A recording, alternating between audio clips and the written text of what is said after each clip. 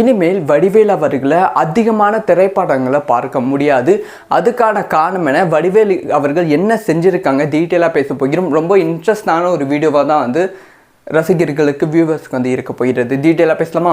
அதாவது வடிவேல் அவர்கள் சமீப காலமாக 2-3 திரைப்படங்கள்லாம் நடித்து கொண்டு இருக்காங்க. ஸோ இதுக்கு முன்பு அதாவது ஒரு 10 வருஷத்துக்கு முன்பு வடிவேல் அவர்களோட கால்ஷீட்டுக்காக தயாரிப்பாளர்கள் வெயிட் பண்ணுவாங்க. வடிவேல் அவர்கள் காலையில் 9 மணிலிருந்து ஈவினிங் 6 மணி வரைக்குமே ஒன் டே தான் கால்ஷீட் கொடுப்பாங்க. ஒன் டே கூட ஃபுல்லாக கொடுக்க மாட்டாங்க. அந்த ஒரு 8 மணி நேரம் 9 மணி நேரம் தான் கொடுப்பாங்க. அதுக்கே 25 லட்சம் ரூபாய் அமௌண்ட்டாக கேட்பாங்க. ஸோ வடிவேல் அவர்கள் அவ்வளோ அமௌண்ட் வாங்கியிருந்தாங்க. இப்போ அந்த ஒரு விஷயம் கம்ப்ளீட்டாக டவுன் ஆகியிருக்கு. தயாரிப்பாளர்கள் முன்ன மாதிரி இல்லை அப்படின்னு சொல்லப்படுகிறது. அதாவது சமீப காலமாக பல நடிகர்கள் காமெடி நடிகர்கள் ஹீரோவாக அவதாரம் எடுத்துக்கொண்டு இருக்காங்க. இப்போ காமெடி நடிகர்களே அடுத்தடுத்து தனக்குன்னு ஒரு திரைப்படம், தனக்குன்னு ஒரு டைரக்டர் அப்படி சொல்லி ஹீரோவாக அவதாரம் எடுத்துகிட்டு இருக்காங்க. அந்த ஒரு ஆசை இப்போ வடிவேல் அவர்களுக்கும் விட்டது. அதனால் வடிவேல் அவர்கள் கதையை சூஸ் பண்ணும்போது தனக்கு முக்கியத்துவம் இருக்க கதையை மட்டும் தான் சூஸ் பண்ணுறாங்க.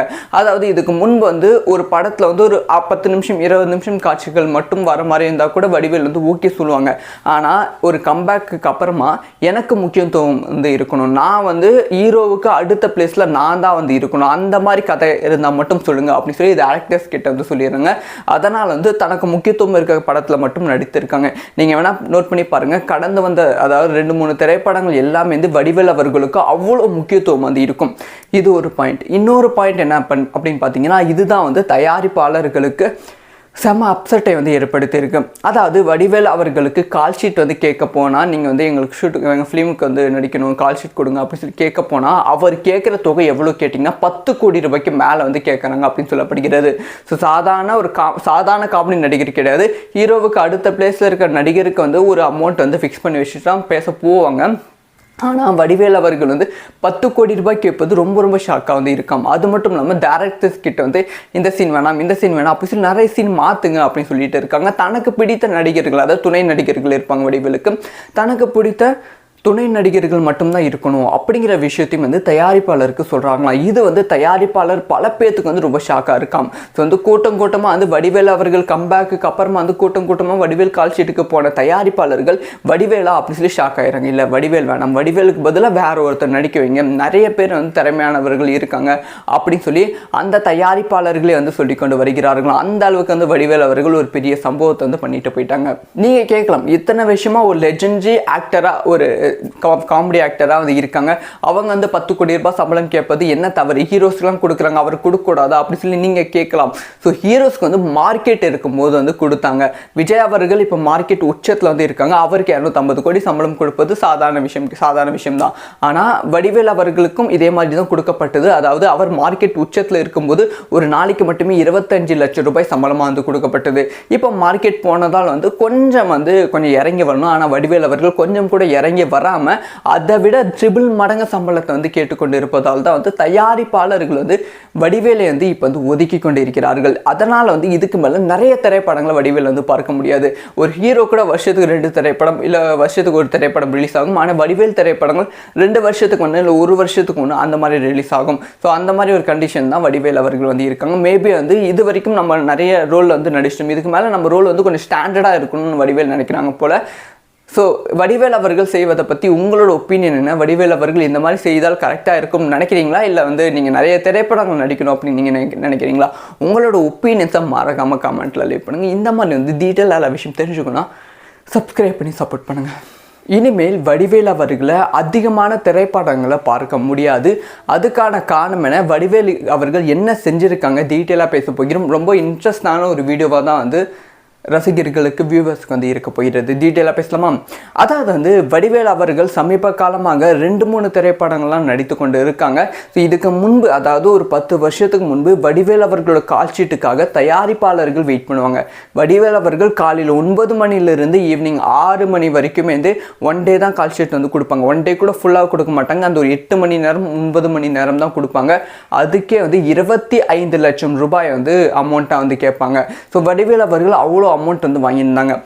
இப்போ அந்த ஒரு விஷயம் வந்து கம்ப்ளீட்டாக வந்து டவுன் ஆகியிருக்கு. தயாரிப்பாளர்கள் முன்ன மாதிரி வந்து இல்லை அப்படின்னு சொல்லப்படுகிறது. அதாவது சமீப காலமாக பல நடிகர்கள் வந்து காமெடி நடிகர்கள் ஹீரோவாக வந்து அவதாரம் வந்து எடுத்துக்கொண்டு இருக்காங்க. இப்போ வந்த காமெடி நடிகர்களே வந்து அடுத்தடுத்து தனக்குன்னு ஒரு திரைப்படம், தனக்குன்னு ஒரு டைரக்டர் அப்படின்னு சொல்லி ஹீரோவாக அவதாரம் எடுத்துகிட்டு இருக்காங்க. அந்த ஒரு ஆசை இப்போ வடிவேல் அவர்களுக்கும் வந்து விட்டது. அதனால் வடிவேல் அவர்கள் கதையை வந்து சூஸ் பண்ணும்போது வந்து தனக்கு முக்கியத்துவம் இருக்க கதையை மட்டும்தான் வந்து சூஸ் பண்ணுறாங்க. அதாவது இதுக்கு முன்பு வந்து ஒரு படத்தில் வந்து ஒரு 10 நிமிஷம் 20 நிமிஷம் காட்சிகள் மட்டும் வர மாதிரி இருந்தால் கூட வடிவேல் வந்து ஓகே சொல்லுவாங்க. ஆனால் ஒரு கம்பேக்கு அப்புறமா எனக்கு முக்கியத்துவம் வந்து இருக்கணும், நான் வந்து ஹீரோவுக்கு அடுத்த பிளேஸில் நான் தான் வந்து இருக்கணும், அந்த மாதிரி கதை இருந்தால் மட்டும் சொல்லுங்க அப்படின்னு சொல்லி டேரக்டர்ஸ் கிட்ட வந்து சொல்லிடுறாங்க. அதனால் வந்து தனக்கு முக்கியத்துவம் இருக்க படத்தில் மட்டும் நடித்திருக்காங்க. நீங்கள் வேணால் நோட் பண்ணி பாருங்கள். கடந்து வந்த அதாவது 2-3 திரைப்படங்கள் எல்லாமே வந்து வடிவேல் அவர்களுக்கு அவ்வளோ முக்கியத்துவம் வந்து இருக்கும். இது ஒரு பாயிண்ட். இன்னொரு பாயிண்ட் என்ன அப்படின்னு பார்த்தீங்கன்னா, இதுதான் வந்து தயாரிப்பாளர்களுக்கு செம அப்செட்டை வந்து ஏற்படுத்தியிருக்கு. அதாவது வடிவேல் அவர்களுக்கு கால் ஷீட் வந்து கேட்க போனால், நீங்கள் வந்து எங்களுக்கு எங்கள் ஃபிலிமுக்கு வந்து நடிக்கணும், கால் ஷீட் கொடுங்க அப்படின்னு சொல்லி கேட்க போனால், அவர் கேட்குற தொகை எவ்வளோ கேட்டிங்கன்னா 10 கோடி ரூபாய்க்கு மேலே வந்து கேட்குறாங்க அப்படின்னு சொல்லப்படுகிறது. ஸோ சாதாரண காமெடி நடிகர் கிடையாது. ஹீரோவுக்கு அடுத்த பிளேஸில் இருக்கிற நடிகருக்கு வந்து ஒரு அமௌண்ட் வந்து ஃபிக்ஸ் பண்ணி வச்சுட்டு தான் பேச போவாங்க.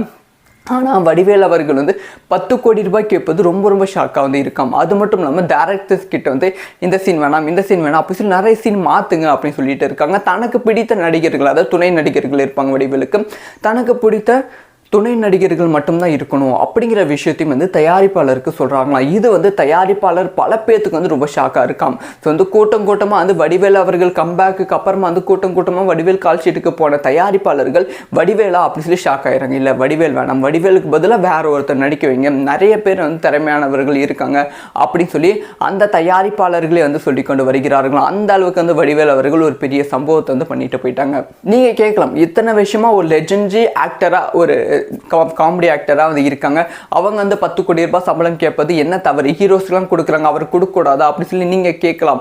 ஸோ ஹீரோஸ்க்கு வந்து மார்க்கெட் இருக்கும்போது வந்து கொடுத்தாங்க. விஜய் அவர்கள் இப்போ மார்க்கெட் உச்சத்தில் வந்து இருக்காங்க, அவருக்கு 250 கோடி சம்பளம் கொடுப்பது சாதாரண விஷயம் தான். ஆனால் வடிவேல் அவர்களுக்கும் இதே மாதிரி தான் கொடுக்கப்பட்டது. அதாவது அவர் மார்க்கெட் உச்சத்தில் இருக்கும்போது ஒரு நாளைக்கு மட்டுமே 25 லட்சம் ரூபாய் சம்பளமாக வந்து கொடுக்கப்பட்டது.